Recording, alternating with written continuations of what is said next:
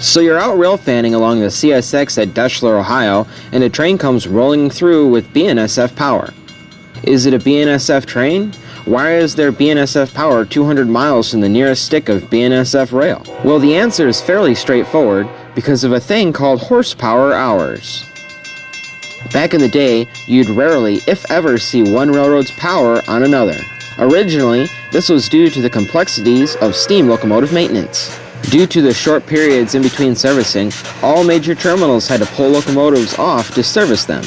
Therefore, power had no reason to run through to another railroad. Anytime power did voyage out, it was almost certainly on a longer-term lease agreement where the locomotive was sent away to a power-hungry railroad to stay for whatever the length of the contract was.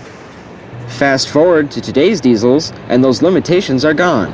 Today's locomotives need very little servicing and usually go 90 days in between major inspections, known as the Q or quarterly inspection as mandated by the FRA. Besides the daily checkup and keeping the beast fed with diesel, oil, and sand, nothing much needs to be done. What's more, today's models are nearly all identical copies. A Union Pacific shop worker in North Platte can just as easily repair one of CSX's GE products as the CSX mechanic in Waycross. So with mechanical limitations erased, and with ever more trains originating on one railroad and terminating on another, more and more locomotives are straying from home rails. Take, for example, the Pacific Northwest to New England reefer train, often called the salad sugar by rail fans. It operates on a tight schedule and requires no switching en route. Therefore, switching out UP power for CSX diesels in Chicago would only add more time and expense to the journey. This is why, when along the CSX Willard sub in northern Ohio, this train rolls through with the Union Pacific shield leading instead of CSX's boxcar logo. While that case was more for time, many railroads are finding it easiest and cheapest not to change power anytime a train is not originating or terminating. A prime example is this BNSF coal train. Originating in the coal fields of Wyoming's Powder River Basin, it is heading for the J.H. Campbell Generating Station in Michigan off the CSX.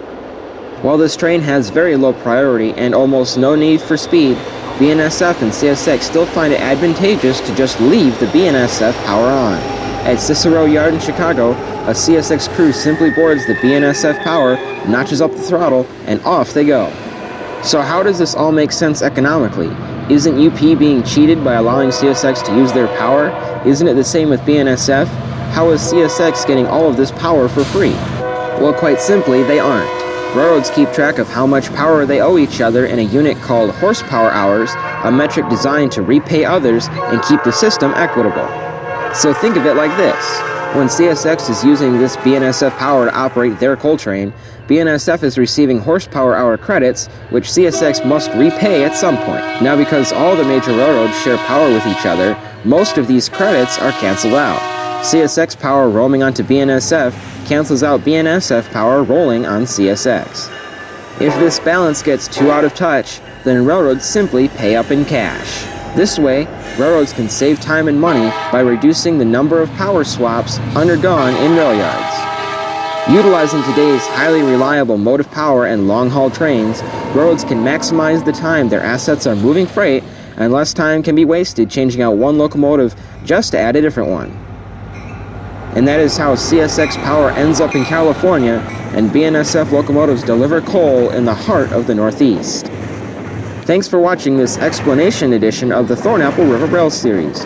Don't forget to like and subscribe for more interesting railroad action.